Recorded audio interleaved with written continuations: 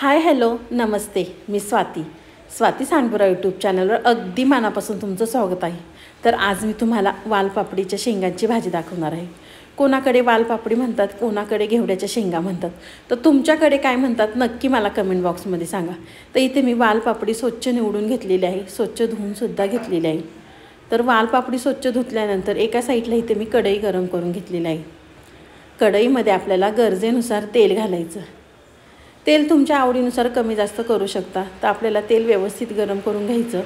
गरम केल्यानंतर जिरा आणि मोहरी घालायची आणि व्यवस्थित आपल्याला तडतडून घ्यायचं आहे। जिरा मोहरी व्यवस्थित छान तडतडली की आपल्याला इथे मी एक मोठा कांदा कट करून घेतला होता बारीक। कांदा घालायचा आणि ट्रान्सफर होईपर्यंत आपल्याला परतून घ्यायचं आहे।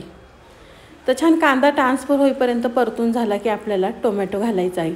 तर इथे मी एक मोठा टोमॅटो कट करून घेतला होता। टोमॅटोसुद्धा आपल्याला छान मऊ होईपर्यंत परतून घ्यायचा आहे। तुम्ही माझा व्हिडिओ इथपर्यंत पाहिलाच आहे। तुम्हाला जर माझा व्हिडिओ आवडला तर प्लीज माझ्या चॅनलला एक सबस्क्राईब नक्की करा। नवीन यूट्यूबरसाठी तुमचं एक सबस्क्राईब खूप लाख मोलाचं आहे। तर कांदा आणि टोमॅटो छान मऊ होईपर्यंत परतून घेतलेला आहे। तर काय मसाले ॲड करायचे आहे आपल्याला। तर 1 चमचा आपण कांदा लसूण मसाला घातलेला आहे, अर्धा चमचा मिरची पावडर, अर्धा चमचा धना पावडर आणि अर्धा चमचा गरम मसाला आणि आपण हळद घातलेली आहे अर्धा चमचा। मसालेसुद्धा छान व्यवस्थित आपल्याला परतून घ्यायचे आहेत। तर मसाले छान व्यवस्थित परतले की आपण ती वालाची शेंग निवडून स्वच्छ धुवून घेतली होती, आपल्याला ती घालायची आहे। अगदी बेसिक मसाले लागतात ह्या भाजीला, पण भाजी एकदम छान आणि चविष्ट होते। अजूनसुद्धा व्हिडिओला लाईक केलं नसेल तर प्लीज एक लाईक करा। घेवड्याची शेंग घातल्यानंतर आपल्याला चवीनुसार मीठ घालायचं आणि परत छान व्यवस्थित मिक्स करून घ्यायचं आहे। तर इथे मी तुम्हाला मसाल्यांचा काय वापर केला आहे पुन्हा परत एकदा सांगते। कांदा लसूण मसाला, मिरची पावडर, धना पावडर, हळद, गरम मसाला। तर आपण एवढेच मसाले घातलेले आहेत। हे मसाले घातले की भाजी एकदम छान चविष्ट होते। तर आपल्याला व्यवस्थित परतून भाजी व्यवस्थित परतल्यानंतर आपल्याला एक छोटी वाटी पाणी घालायचं आहे। पाणी घातल्यानंतर आपल्याला झाकण ठेवून भाजी शिजवून घ्यायची आहे।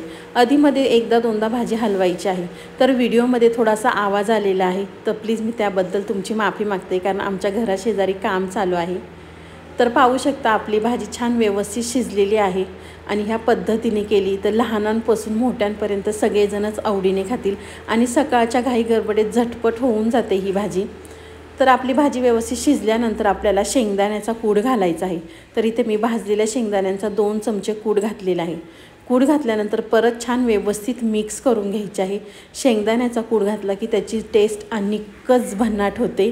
तर छान व्यवस्थित मिक्स केल्यानंतर आपल्याला कट केलेली कोथिंबीर घालायची आहे आणि परत छान व्यवस्थित मिक्स करून घ्यायचं आहे।